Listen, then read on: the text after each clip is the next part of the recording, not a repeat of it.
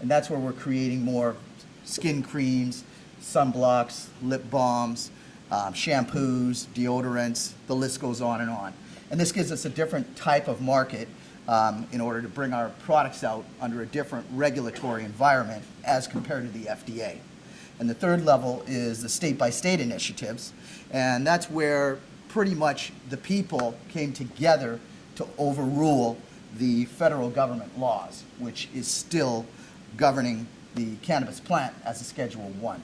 So what happened is the people got together and basically voted on a state level to legalize it initially on a medical basis. So under the guidelines and regulatory environment on a state-by-state initiative, you have to have your full circle operations within that state. So your cultivation center, your laboratory, your manufacturing, and your distribution all has to be done within that one state. So what we've done is we set up operations in particular states that are legal for medical cannabis, and we've partnered with groups around the world and each individual state to accomplish these goals. California has just opened up on a major level for us, so we've been aggressively putting products out on that market, and you'll find some of our pills and creams and extracts in the dispensaries in California. On the over-market level, you have a much more lax regulatory process to go through. So we're able to bring the cannabinoids on the market on a very wide scale, a national basis, but not with the same potency as compared to an FDA level. We are taking our drugs, our target is to go through the FDA, which is why we are working with Dr. Will and Dana-Farber, is to create that ability to get these products into the doctor's list of prescriptions that he can advise for his clients or write for his patients. This part here, I wanted to let Dr. Herman maybe talk a little bit about the actual cannabinoids themselves. There are 3 basic types of cannabinoids out there. The ones that the human body makes are self, which are considered endocannabinoids. One of the things that is the most profound thing about the plant is 90% of us don't know that we make the same cannabinoids in our body that the actual cannabis plant makes. So what happens is when you have a deficiency in your endocannabinoid system and your body is not producing enough, it actually helps regulate your immune system. So when you have that deficiency, your body doesn't have the cannabinoids to help fight the diseases that your body is actually trying to fight. So you can actually take the phytocannabinoids from the plant, get them inside of your body, so now you have double the strength to work against these horrible diseases and ailments and such that we're trying to cure. So at the end of the day, when you look at it, you've got the endocannabinoids in your body, the phytocannabinoids in your plant, and then you also have synthetic cannabinoids that are being made out there by individual companies and such, similar to Marinol, which the government has put together. So with that, Alan, I'd like you to. Thanks, Raymond.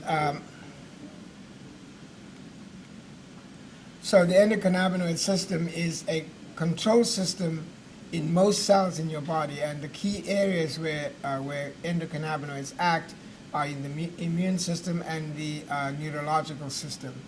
The interesting thing is that CB1, receptors on the cell called CB1, cannabinoid 1 receptors, are found throughout the brain, central nervous system, connective tissues, etc. And this is one of the reasons why when you ingest certain kinds of cannabis or cannabinoid products, you get a high, because there is a receptor in the brain that they attach to and then change the nature of brain activity. But that's beside the point.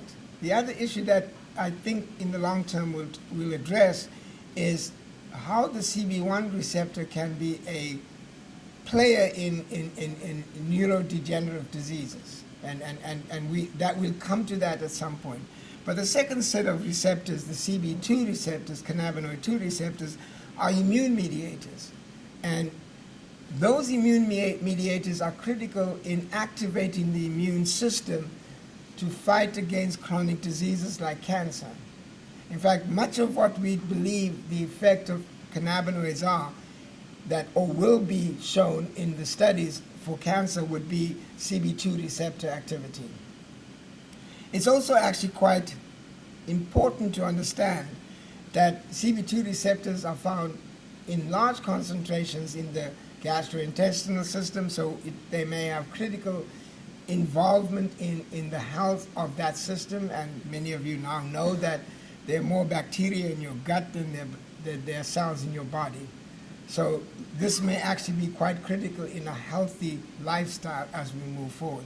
So we will be focusing a lot of our attention on activating CB2 receptors.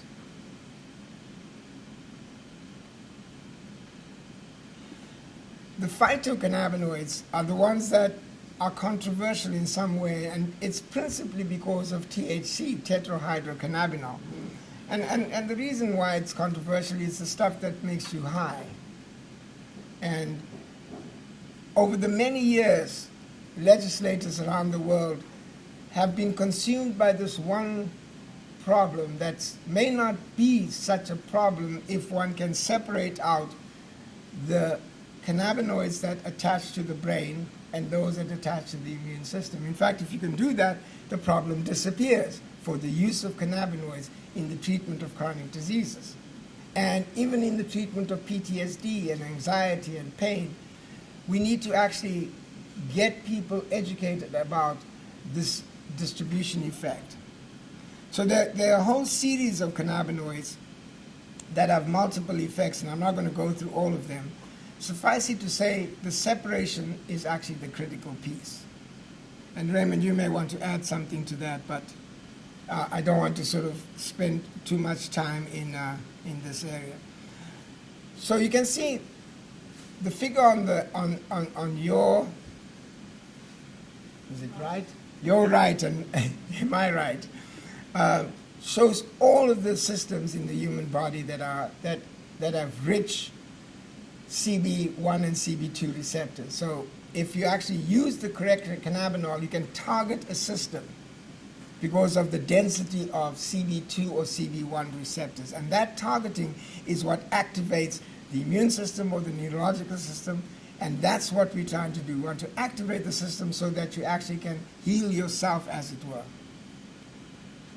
So, do we have any evidence so far? We don't have classic clinical trial evidence. We have a little, but not as much as we'd like to have. So we have testimonials from patients who've used local applications of cannabinoids, like this man with a dysplastic Nevus syndrome that disappears after the use of a local application of cannabinoids. We have somebody with a basal cell carcinoma that uses it locally and has a testimonial that says it was cured.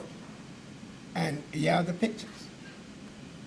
Squamous cell carcinoma, local application, disappears. So we have some testimonial evidence that this is important. Now, historically, clinical trial specialists have basically laughed at this kind of work. Well, it's not scientific enough, they say. But increasingly, people who fund clinical trials are saying you need to have a patient-centered approach to clinical trials. And this is what we are doing. We have built, together with Armin at the back there, a patient-centered data collection system that we will use to run or to drive our clinical trials. So that's the science of cannabinoids, but I just ran through it as quickly as possible because we need to get moving on time. Thank you, Alfred. That was great. Thank you. So, as we said earlier, our focus is bringing it all together, and that's the most important thing. And, the whole theme of this, symposium was based on bringing it all together. And I was really amazed at how many different groups had that as their theme. And, when we were putting together the presentation, that was what it was all about to us, was bringing all the pieces together. We own a conglomerate of different companies in different industries. I have partners all over the world in different industries. We are now partnered with Dana-Farber. We're partnered with RCD University. We're part of the CFA. We have a foundation set up. These are all entities that specialize in different areas that help us bring all these pieces together so that we can create a package, an economic development package, we like to call it now. And I'm going to go over that with you very shortly. Some of the things that we focus on are at the bottom. And, you know, again, I have mentors like Mel. And one of the reasons why I was brought on the CFA was because whether or not I was involved with the CFA, I was on my way to Africa. And my idea was to go there and help whatever I could do to help.